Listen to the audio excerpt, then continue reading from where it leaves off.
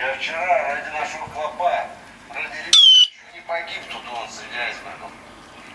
Товарищ генерал! Товарищ генерал! Военный человек. Пока вот по режиму свое не отослал. Ладно. Раз он вчера должен был решить вопрос, давайте посмотрим, кому он звонил. Вот ты смотри. Брянский самородок. Он еще любит своим телефоном фотки делать. Вот что значит, военный человек соблюдает режим секретности, всех фотографирует, а сам на фотографии линии. Это что? Это вообще кто? Это директор школы гимназии.